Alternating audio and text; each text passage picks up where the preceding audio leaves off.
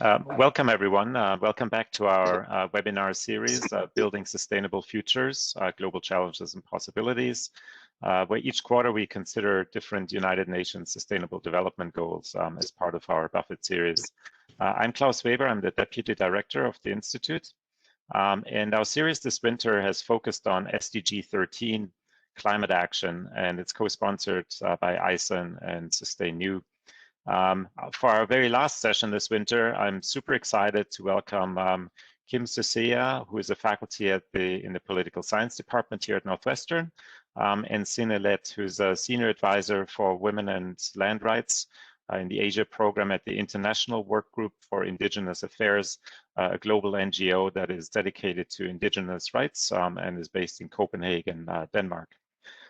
Kim and Signe will lead us through a conversation that connects land rights, Indigenous rights, and climate governance to understand how we can address climate change and global justice. And I think the justice angle is particularly salient here, and one that we've had show up in our previous sessions too. So very fortunate to have two panelists that have really deep academic and practical experience in the space. And that will lead us through a conversation. Both of them will have a brief introductory presentation and then engage in a conversation.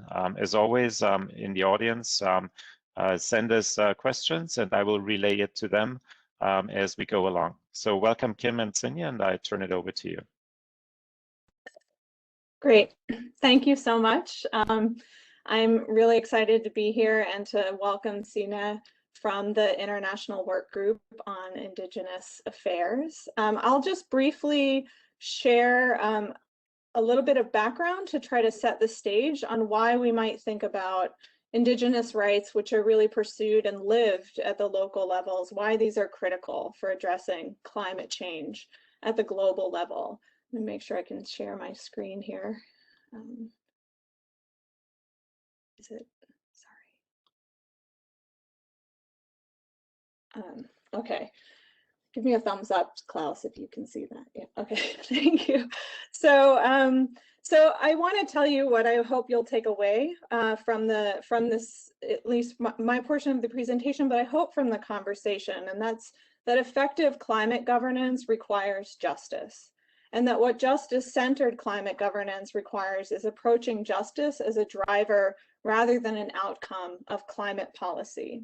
So, as before I launch into a bit more detail, I'm an environmental social scientist who works primarily at the intersection of justice and global climate governance.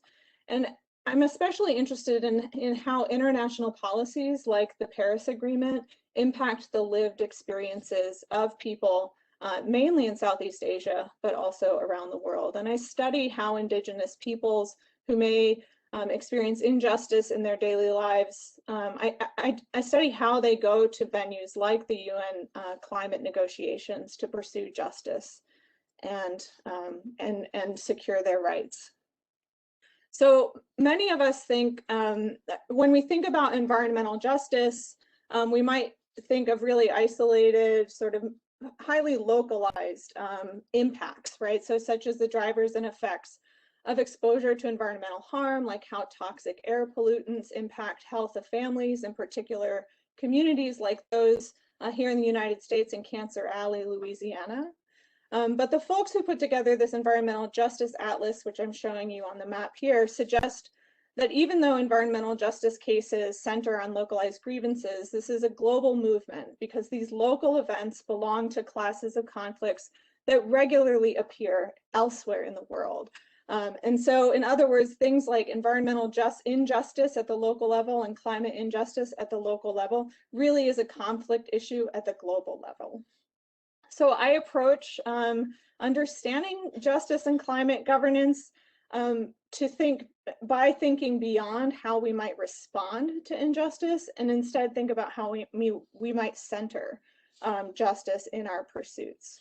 So climate change is a great example of these complex justice dynamics. Localized demands for fossil fuel can produce greenhouse gas emissions that have global climate effects, such as sea level rise, and these transcend jurisdictional and geographic scales. They extend to future generations, And they also generate locally differentiated social, economic, and political effects. Small island states, as we know, faced existential threats if global sea level rise is more than 2 meters, which is a likely scenario given the current emissions pattern worldwide.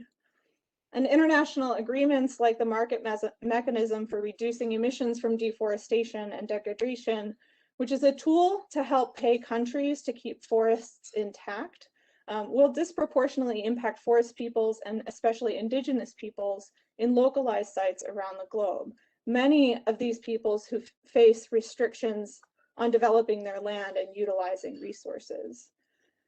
So in response to ongoing threats like these, a consortium of Indigenous peoples organizations launched a global Land Rights Now campaign to influence international climate and biodiversity negotiations and secure their land rights. And so these examples, and Signe will talk a little bit more about how IWGIA, I don't know if you say it but IWGIA is involved in these land rights campaigns, but they do extend to climate negotiations.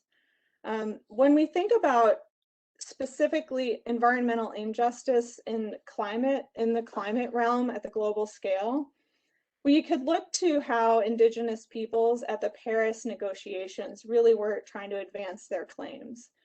So if you're not familiar with the Guardian's and Global Witness's annual report on environmental defenders, 2017 was the deadliest year at that time for environmental activists. These are people protecting their lands, protecting the environment, and they're being disappeared, assassinated, or murdered for doing this important and life-affirming work.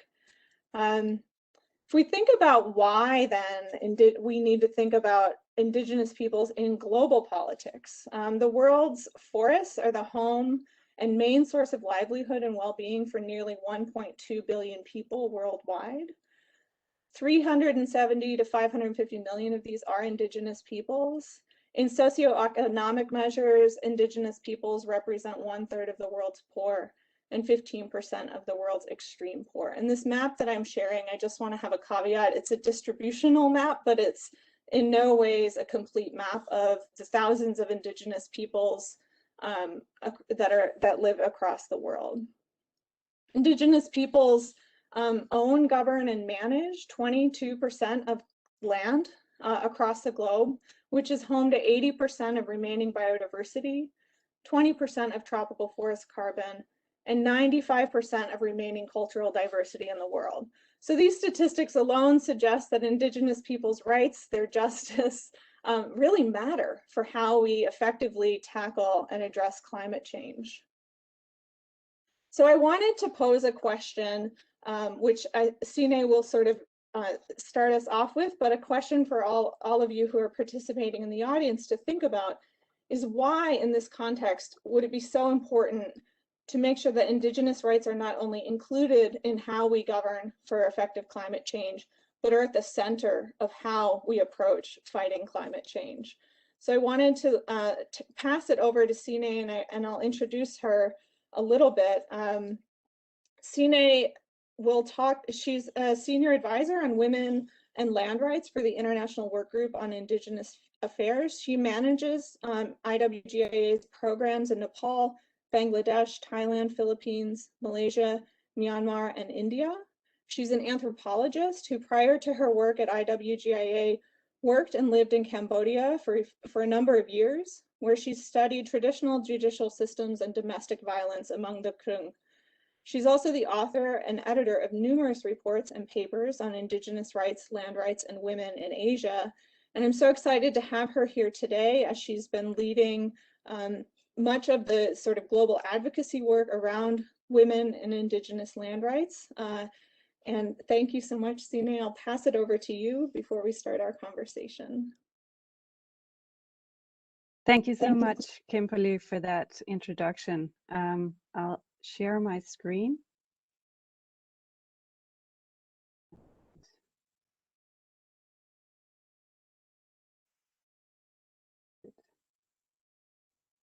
Okay, you see it, right? Yes, good. Okay. So thank you for that introduction, and greetings to everyone from Copenhagen. In my short presentation to set us off today, I will briefly touch on who are the indigenous people in Asia, what are the main challenges, and how does IFGIA work to address these many challenges. And then we'll pick up the discussion from there. So indigenous peoples in Asia, they constitute actually the majority of indigenous peoples worldwide. And there are an estimated 411 million indigenous people in Asia alone. And the diversity is enormous. There are over 2,000 different groups with all different languages, different worldviews, different cultural practices. And there are many different terms that are being used for indigenous peoples in Asia, among them Adivasi, ethnic minority, hill tribes, Orang Asli, and so forth. They suffer from discrimination, from marginalization, heavy assimilation pressure, and violent repression. And one of the root causes for all of these challenges is the non-recognition of indigenous peoples. The concept alone is very controversial and contested in most Asian countries. There are a few countries that have legislation to protect indigenous people's rights, but the implementation gap is huge, both at the national level, where the legislation is not implemented properly. There are contesting laws and corruption is ripe, and there are just many challenges showing us that the laws that are actually there are not implemented. And the same, unfortunately, goes for a lot of the great recommendations that come out of many UN processes. They're simply not picked up at the national level and not implemented properly. And this really needs to change. We need to recognize indigenous peoples for who they are and for what they protect. Like Kimberly also mentioned, the 80% of the remaining biodiversity is found on land governed by indigenous peoples. So there has to be a better recognition of them and their rights. Another very huge challenge for indigenous peoples, not only in Asia, but actually worldwide, is land dispossession and forced evictions. A lot of indigenous peoples face land dispossession and evictions on a daily basis, mainly because of resource extraction or infrastructure development and large-scale agro-industrial plantations being implemented on their lands without their consent. Also, settlers are put there who are not indigenous because governments view indigenous people's lands as empty and unused, and they seem to think that they can do with that land whatever they seem fit. But also the establishment of protected areas, national parks and ecozones is a huge challenge for indigenous peoples who are falsely accused of actually destroying the lands that they are actually protecting. So that is another huge challenge. Thirdly, there are conflicts and militarization happening in indigenous people's lands. We see a lot of militarization on their territories, often again to get access to the resources on their lands, but also when national parks are opened up and people are kicked out, and the park rangers come with armed guns to protect the forest from the people who used to protect it. It's a bit strange, but that's the way it is. And in those conflict and militarized areas, gross and systematic human rights violations are happening, and they're carried out with impunity. So when these people kill or threaten or abduct people in these areas, it's carried out with impunity and nobody is held to account. For indigenous women and girls, they are disproportionately affected.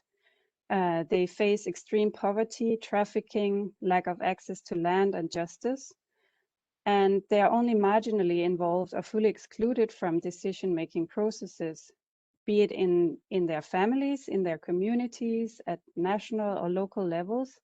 Most often, indigenous women are not able to participate in decision-making that is affecting their lives.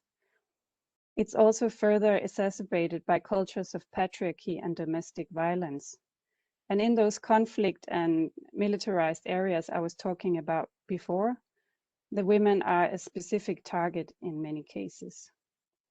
The final challenge I want to touch upon here is the shrinking civic space and the threats to Indigenous human rights defenders that Kimberly was also mentioning before. So we see in Asia a rise in populist, undemocratic governments who continue to tighten the grip politically and in domestic legislation and control. So our partners, the Indigenous peoples' own organizations and movements, they really face heavy surveillance and huge bureaucratic hurdles to be able to get permission to carry out their work. And when they do carry it out, they are threatened and intimidated, and they face trumped up charges and vilification online. And the report from Global Witness mentioned that in 2020 alone, 331 people were killed, defenders, and 26% of these were working specifically on Indigenous peoples' rights. And 69% of those killed were working on land and environmental rights. Unfortunately, the COVID-19 pandemic has not helped at all. Actually, we see a lot of emergency imposed legislation which is tightening the grip on Indigenous peoples' human rights defenders even further. Also, they are not able to monitor and document the violations that are carried out, and they don't have access to their support systems like they used to. So what does IFGIA do to address all these challenges, and how do we work with the Indigenous movement to counter all these threats? We work through 4 different thematic programs, one on territorial governance, one on climate change, one on global governance, and one on land defense and defenders.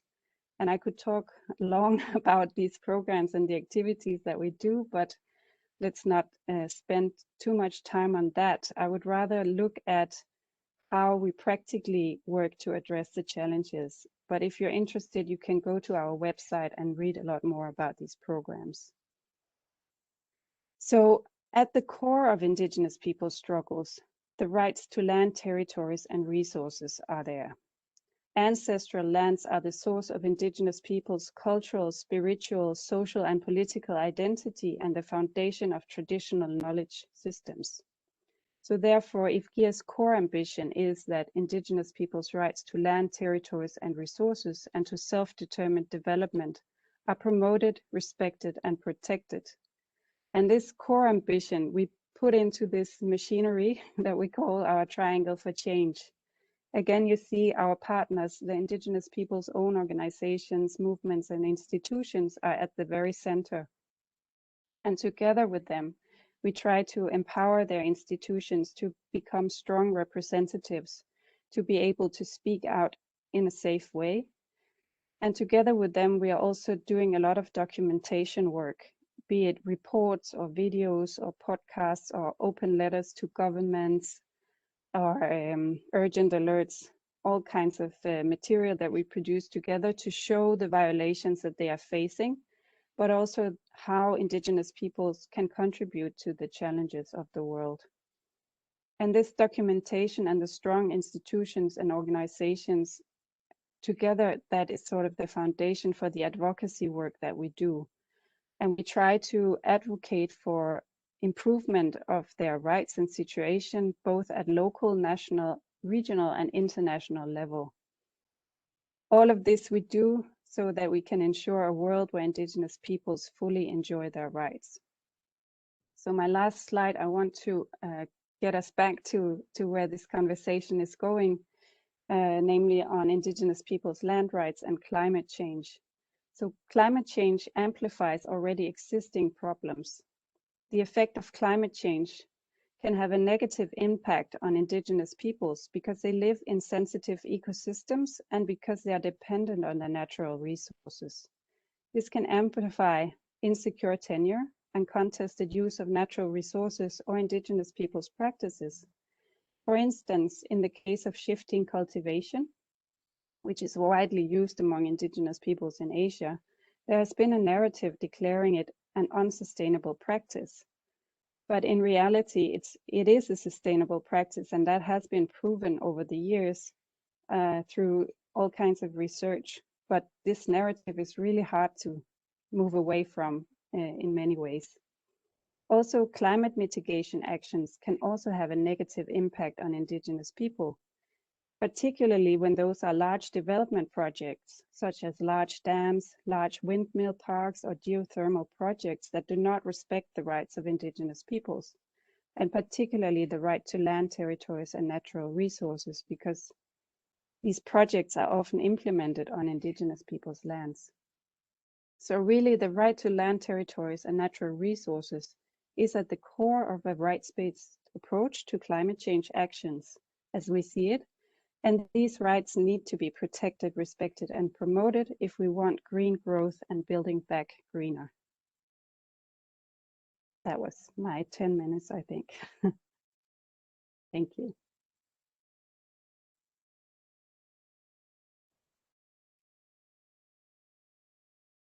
Absolutely, and you're perfect timekeepers. I'm very impressed. I think Kim, you had a starting point for the conversation that we now want to have, that is sort of unpack some of the highlights from the presentation a little more and give us further insights. Yeah, so thank you so much, and it was great, Signe, to hear more about what you're doing. And one thing that really struck me in your presentation was the notion of what justice really means, right? What is the lived experience of justice for Indigenous communities? And I want to try to unpack that a little bit more in thinking about how policymakers, especially in environmental policy, think about justice mostly in its distributive dimensions, right? So who is experiencing harm, who is paying the cost of environmental protection, et cetera. And increasingly, we see things like procedural justice really coming to the fore, so who can participate in and make decisions.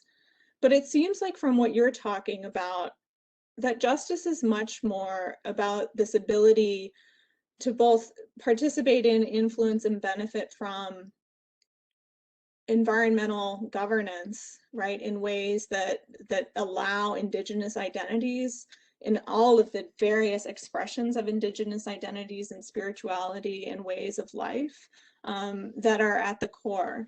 And so one of the questions I wanted to ask you is, what do you think, especially for Indigenous women in Asia, what is the biggest challenge that they have in their pursuit of justice? And how might these challenges also affect their ability to effectively govern for climate change in their lands? Yeah, thank you for that question. I think there are really a lot of barriers for Indigenous women to access justice.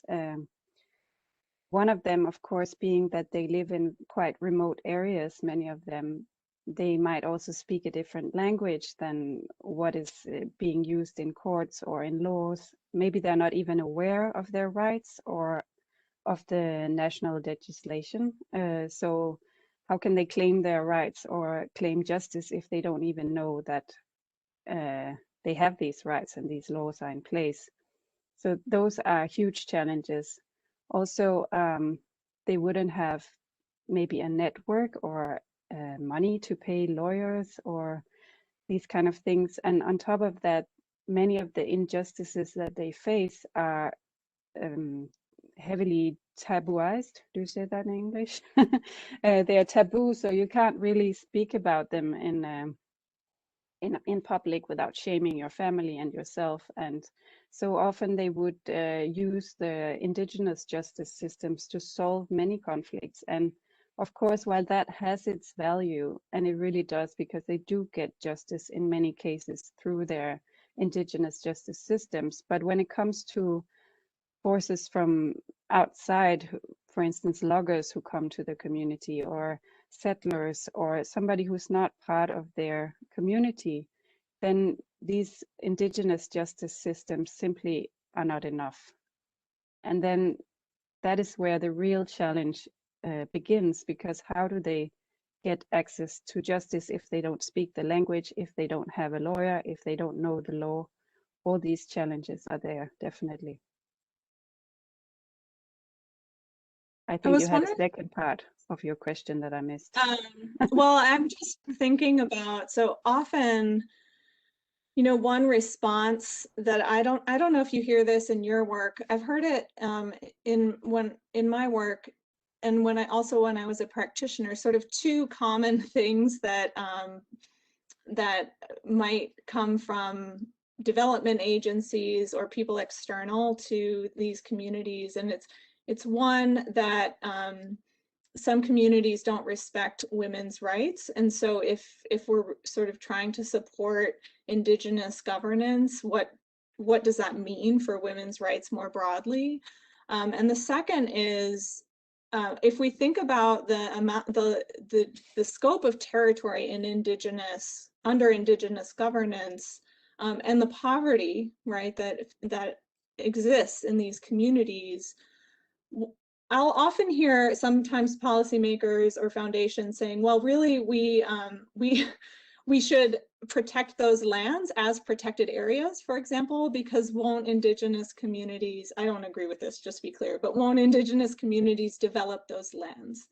And so I wonder if you have encountered similar types of questions and what your reaction is to those debates, and how might the communities you work with sort of respond to those kinds of debates?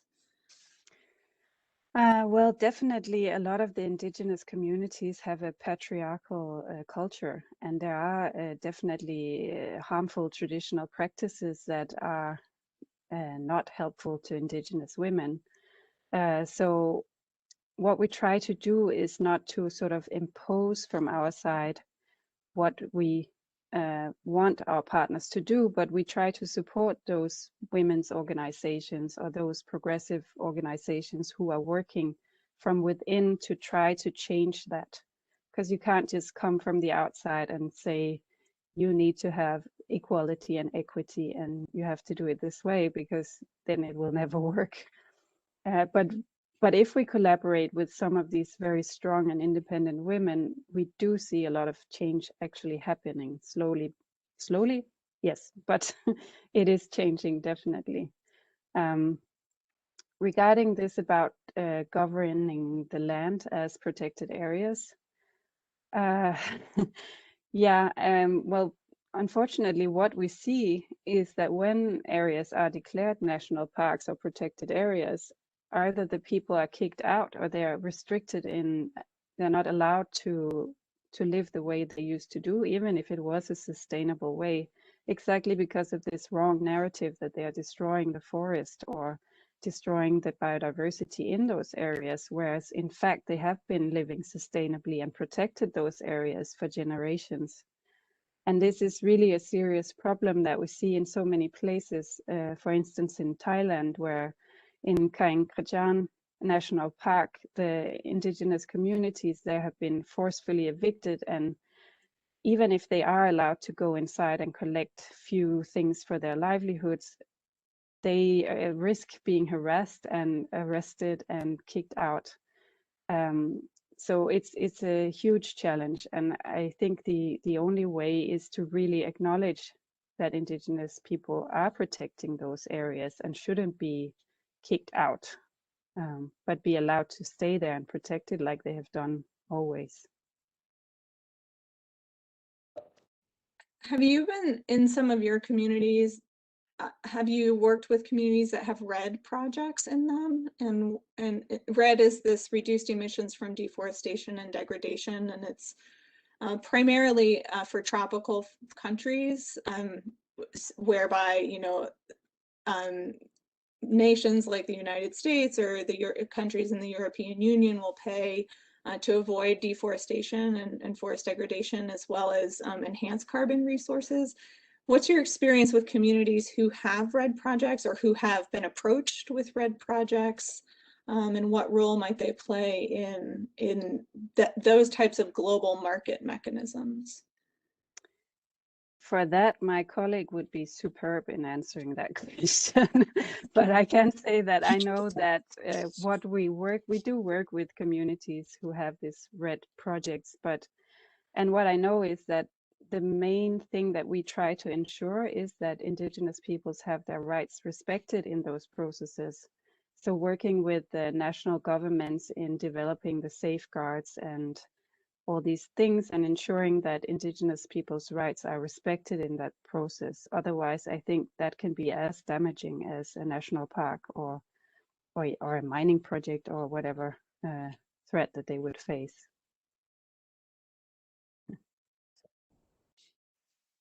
I also, you touched on the sort of the political situation that's unfolding, or has been for decades unfolding, but more recently we're seeing it in the news again with Myanmar and the coup. Can you talk about how that is impacting both what communities are facing, but also your work in trying to secure and promote Indigenous rights? Yeah, it is really challenging. I mean, these suppressive regimes who are simply not respecting human rights at all. For instance, Rodrigo Duterte in the Philippines recently was giving a shoot to kill order, saying, don't respect human rights, just kill people if they are objecting arrest or whatever. Meanwhile, human rights activists and lawyers and environmentalists are accused of being terrorists, and arrests of warrant are put on their heads without, I mean, they don't have a chance. They are red tagged and then they are arrested, and if they resist arrest, they are killed. So, I mean, in those regimes, it is extremely difficult to work. I mean, we try as an international organization to really speak out and also to try to force alliances with all kinds of people, lawyers, journalists, academia, to really try to gain as much support as possible for these communities, because it's so limited what they can and cannot do. But what really impresses me and what gives me hope is that they simply continue. They are so resilient and they continue to struggle on, even if they risk losing their lives. So that is yeah, really encouraging, but also quite difficult. Yeah, so I remember last Thursday the women, there was the Frontline Defenders event workshop, and I'm wondering if you can bring some more specific examples of the ways in which people are successful, right, in securing their rights. And I think, I mean, listening to those women last week, it's really remarkable the strength that they show in the face of not just physical violence, but the institutional violence that sort of characterizes their lives, right? That it's a constant battle, but they are resilient. And I'm wondering if you have more specific examples of things that these women are doing that make them successful, that support their resilience, and if there are things that you think others who aren't part of an international organization might be able to support, or what types of questions we might be asking, right, to shine more light on the role of Indigenous peoples, especially because of their important role in protecting the earth, right? Not just their lands, but for the sort of the broader world and future generations. Yeah, yeah. There are not that many super successful stories to share, unfortunately, because it is such an uphill battle. But of course, there are different ways that they continue the struggle, and also cases where Indigenous communities manage to block out mining companies, for instance, or if they manage to get these recommendations from the UN and continue to push for the implementation of their governments. Also, in Izquierda, we have this project called the Indigenous Navigator, where we collect data from the communities to sort of really have some hard evidence of how are SDGs implemented or not, and how are laws implemented at the community level. And that data the communities can then use to advocate for their cases with the local governments. And there we have some examples of, for instance, women groups in Nepal who have managed to secure some of the local public budget to get funding for startup of small companies, or developing their indigenous weaving or stuff like that. Smaller projects, but still something that is significant for the women in those communities. And I think what we have seen from that project is that if you can really show in a sort of objective manner that we have these rights and we have these laws, but they're not implemented, and it's your responsibility, then somehow these local elected representatives have to act. And that, I think, is probably one of the more successful cases that we see. Also, another case is where indigenous communities themselves formulate, before a project starts in their area, they formulate what is it that we need, what kind of information do we require from this project before it can start and before we can give the consent, and start a dialogue very early with the companies, with the government. Then there is also a chance of success, I think. And I mean, everybody can help in addressing these issues and bringing these cases forward. I mean, you can become member of IFGIA or support financially, or you can follow us on social media, sign on to petitions or write petitions yourself, start a group at your university. I think all small actions count in these matters, because the more the better that are speaking up. But maybe you, Kimberly, maybe you can also share what you think organizations like IFGIA should do, or other ordinary people. What can we do to bring this agenda forward? Yeah, so part of the reason why I'm really interested in international negotiations, which feels often really disconnected from the everyday experiences of most of us, right? That we don't, the SDGs are kind of floating out there. I think it's great to think about communities having access to those data and possibly, right, being able to also feed real data back into the system. But part of why I'm really interested in international negotiations is because Indigenous peoples have not always been able to secure rights at the national level. And so they go around the national level and they go up. And you know, to sort of put this in a broader context,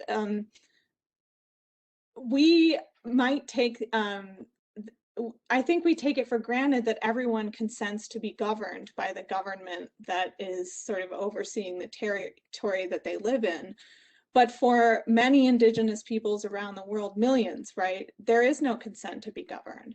And so going to the international level is logical, right? It's a state-state relationship that should be unfolding.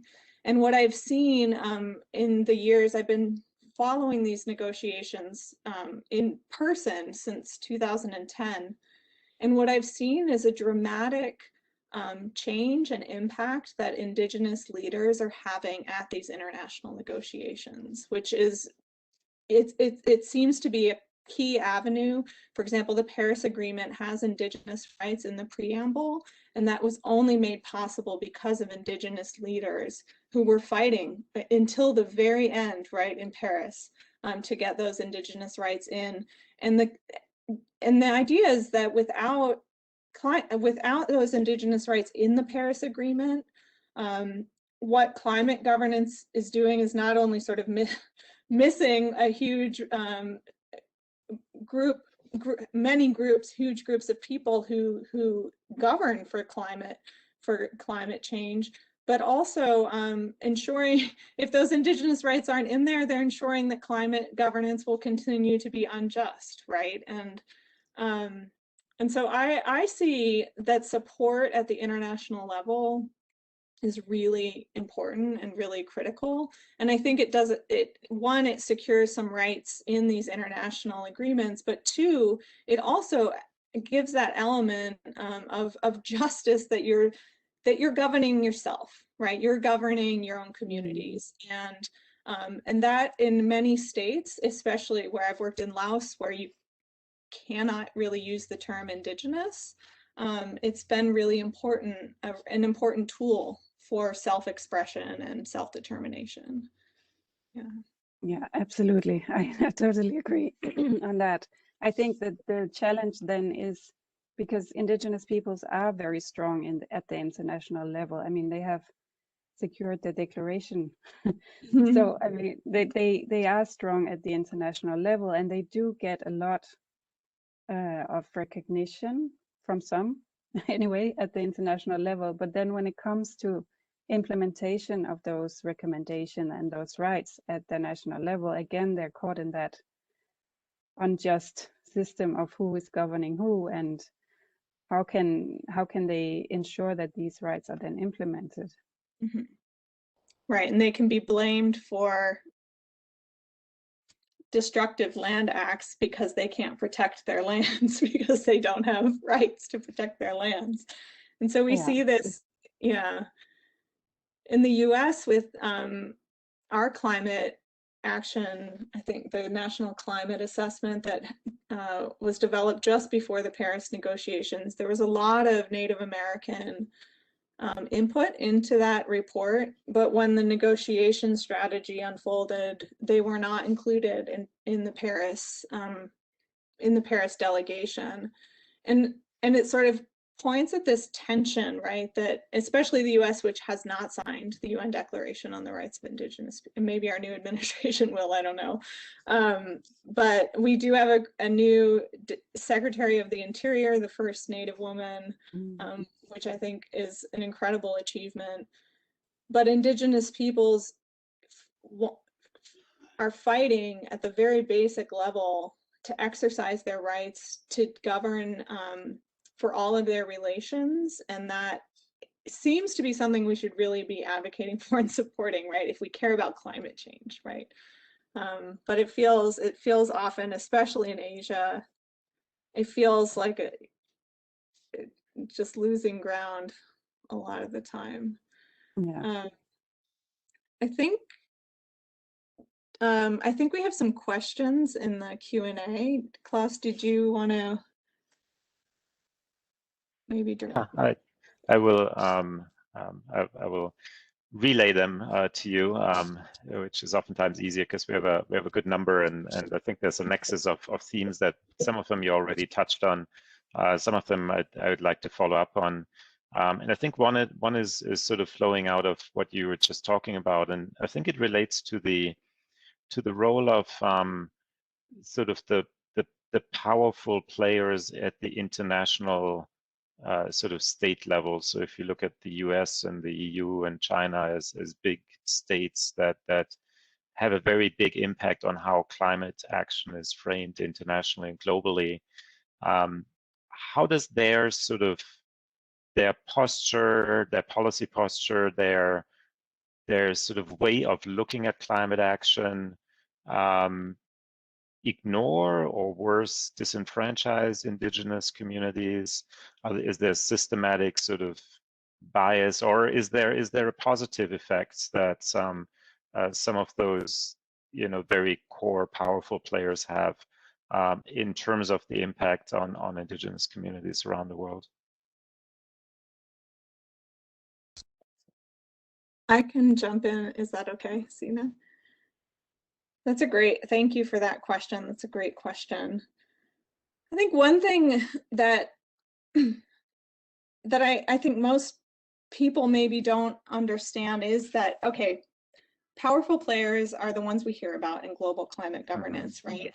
And even the scholarship on this sort of reinforces the idea that certain people are more important than other people. And so I think that there is sort of a constant struggle against erasure and invisibility that that people are fighting in these realms, which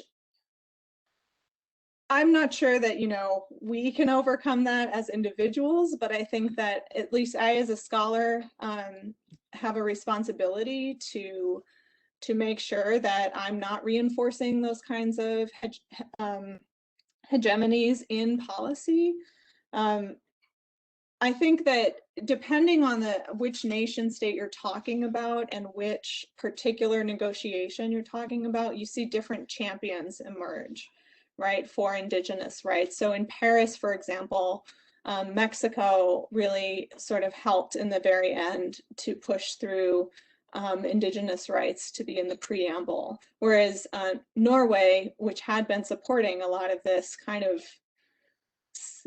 got very quiet because there, you know, it's a trade-off. You're sort of, negotiators are deciding how far am I willing to push for justice for all versus how much emissions reductions are we really trying to get here.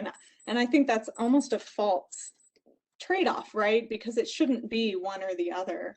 But I do see in international negotiations what we were just talking about, this idea that Indigenous peoples are very powerful, right, in securing their rights. And it's sort of this question of how then can those gains at the international level be translated into real gains at the community level. And I think that depends heavily on the particular governments we're talking about.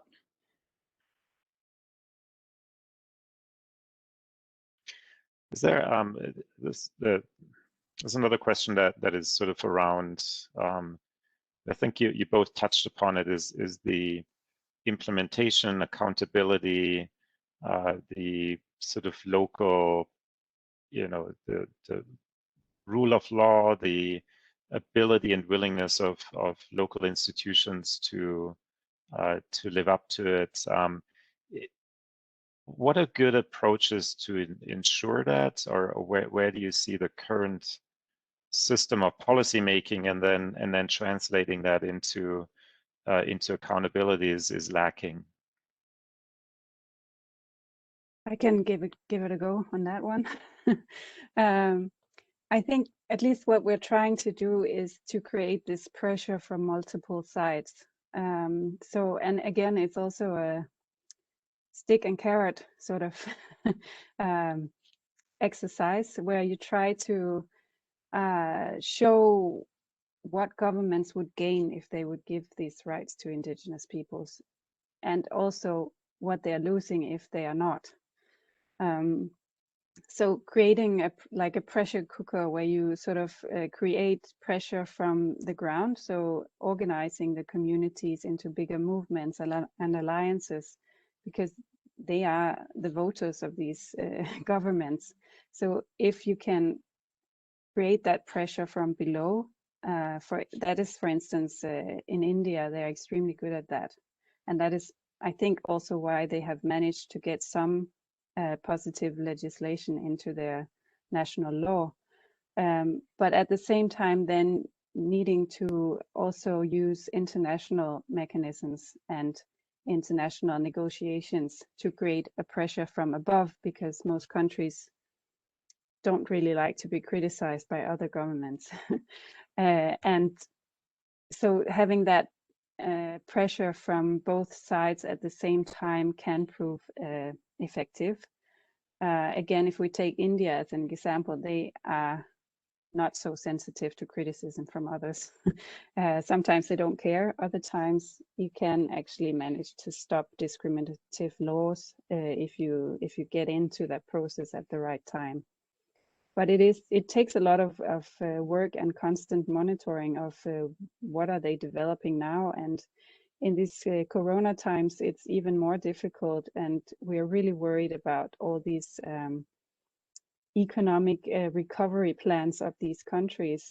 So for instance, in India, they are opening up 40 new coal blocks for auctioning. So, and most of these are on Indigenous peoples' lands. So how do you stop that when you can't mobilize the communities on the ground because they are in lockdown, and you can't go to the United Nations because everything is online, and you can't do that sort of hallway negotiations, and it's just a very difficult situation right now. The lack of the sort of hallway negotiations seems quite significant, especially for Indigenous actors who don't have state status to be able to participate formally in these venues. I was thinking about this question of accountability and sort of what kinds of policy mechanisms might be one way of thinking about Indigenous rights. And one thing I think about in environmental policy is that we often look at the environmental problem and we say, okay, what do we need to do to solve the environmental problem? So if the problem is too many emissions, how do we reduce emissions? But I think that one opportunity that we have is to sort of retrain our minds, and instead of saying, what do we need to do to solve this particular, like the high emissions problem, instead of answering that with, well, how do we reduce emissions? We can say, what are the different sort of, I don't know if you can hear that screaming, sorry, my daughter. So how do we think about who we should be asking about the question of rising emissions, who we should be asking about what potential solutions are, and sort of start from the justice forward perspective instead of looking at justice at the back end of policy. And I think I'm not actually aware of at a global scale of opportunity or examples of this, but I do think it is about reframing the conversation in ways that say, maybe we take a needs-based approach and we look at the communities that have the most needs and we orient our policy towards asking those communities first, or maybe it's some other kind of, some other principle, right? Like a principle of equality or a principle of sort of historical marginalization, right? And but we can have these conversations about the principles by which we want to center justice in our policies, and then direct our conversations towards advancing those rather than waiting until the end.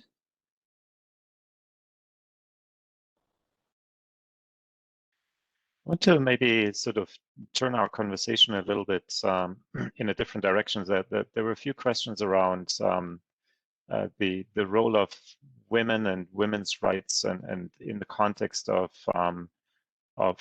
Indigenous people's rights and climate action. And I'm just going to throw a few items out, and you can pick and respond as you like. One is whether we are sort of prone to see more patriarchy than there actually is from a sort of a Western gaze on some of those societies, and hence underplay the role of women in those societies. Is there a significant difference between women advocacy and male advocacy when it comes to Indigenous rights? And then if we look at the international level and the connectedness between different levels, there's been some criticism of, for example, the UN Fourth World Conference of Women, that it led to the sort of rise of an international expert class of women's activists who are somehow disconnected from the women in this case in Indigenous communities. And is there something similar in Indigenous advocacy and recognition, or is there other ways in which this has been addressed more effectively? So I'm giving you a menu of different things to respond to. I just want to sort of take a turn and sort of bring the question of women's rights into the conversation again, since we focused very much on the other aspects of the conversation so far. So go ahead. Yeah, I think with regards to this international processes creating sort of an elite of women's rights activists, or yeah, I definitely see that in many of these more general processes that are not specific to Indigenous people, and where Indigenous peoples are more and more engaging because they have realized that it's not enough to have your own expert mechanism and your own special rapporteur and your own sort of declaration. You need to be in many different arenas because all these negotiations are affecting their lives.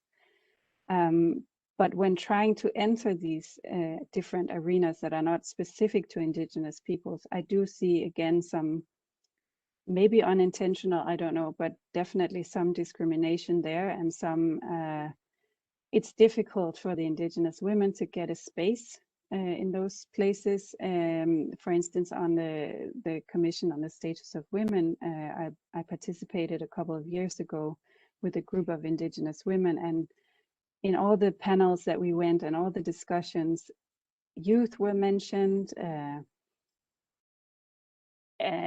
women with disabilities were mentioned, but never ever Indigenous women. And they were just so invisible. And we organized our own side event and we all came together, but nobody else came, right? So it is really difficult to get into these spaces and create, I mean, they are very visible with their Indigenous clothes, and people think they're very exotic, but they don't really get a space to speak. And that, I think, is such a pity because they have so much to contribute.